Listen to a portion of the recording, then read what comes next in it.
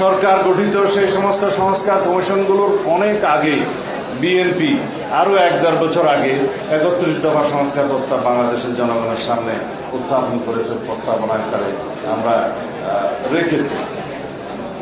তার সাথে বর্তমান সংস্কার কমিশনের রিপোর্টগুলো যেগুলো এসছে, কিছু কিছু হয়তো নতুন প্রস্তাব এসছে, কিছু কিছু প্রস্তাবের সাথে আমরা হয়তো সবাই একমত নাও হতে পারি, কিন্তু অধিকাংশ প্রস্তাব বাংলাদেশের জনগণ ঐক্যমত পোষণ করবে বলে আমরা বিশ্বাস করি।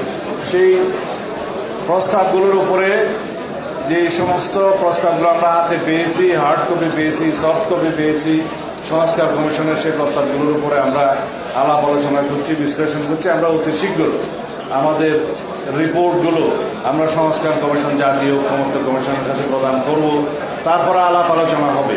কিন্তু এইখানে আমাদের একটা বিষয়, সংস্কার প্রস্তাব ঐক্যমত্য পোষণ করা এবং ঐক্যমতের ভিত্তিতে, জাতীয় ঐক্যমতের ভিত্তিতে সেই সংস্কারগুলো আমরা গ্রহণ করা, সেগুলো বাস্তবায়ন করা, এগুলো দীর্ঘ সময়ের ব্যাপার। এটা স্বল্পমেয়াদী, দীর্ঘমেয়াদী, মধ্যমেয়াদী সংস্কার বাস্তবায়নের বিষয়।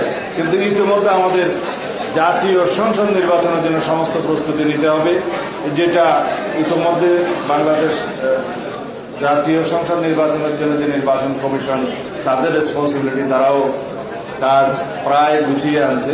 তাদের বক্তব্য অনুসারে আগামী ডিসেম্বরকে সামনে রেখে তারা তাদের কর্মকাণ্ড নির্বাচন অনুষ্ঠানের জন্য জাতীয় সংসদে তারা এগিয়ে যাচ্ছে।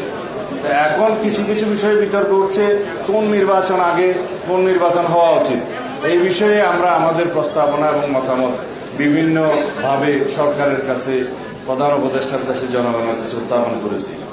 জুলাই গণ অভ্যুত্থানের আকাঙ্ক্ষা ছিল এই দেশে স্বৈরাচার মুক্ত হয়ে গণতান্ত্রিক শক্তিশালী একটি গণতান্ত্রিক রাষ্ট্র নির্মাণ করা এবং জন আকাঙ্ক্ষাকে আমরা ধারণ করে সেই রকম একটি রাষ্ট্র নির্মাণ করা, যেখানে থাকবে না কোনো বৈষম্য, সাম্যের ভিত্তিতে একটি গণতান্ত্রিক এবং ন্যায় বিচারের বাংলাদেশ প্রতিষ্ঠিত হবে স্বাধীনতার ঘোষণাপত্রের চাহিদা অনুসারে এবং বর্তমান প্রজন্মের চাহিদা অনুসারে, তাদের প্রত্যাশা অনুসারে একটি শক্তিশালী বৈষম্যহীন গণতান্ত্রিক রাষ্ট্র নির্মাণের জন্য তারা ব্যাপকভাবে সংস্কার চায় এবং সেই সংস্কারের সাথে আমরাও একমত হব ইনশাআল্লাহ। যে সমস্ত সংস্কার জনকল্যাণমুখী হবে এবং দেশের জন্য কল্যাণকর হবে, এখানে কোনো সন্দেহ নাই। সুতরাং এই সংস্কার, আলাপ আলোচনা, প্রস্তাব গ্রহণ করা, এগুলো চলতে থাকবে, কিন্তু আমাদেরকে জাতীয় সংসদ নির্বাচনের জন্য একটি সিদ্ধান্ত নিতে হবে। সেজন্য আমরা রোড ম্যাপ চাই। সেই রোড ম্যাপের প্রত্যাশা আমরা করেছি, বাংলাদেশের জনগণ করে।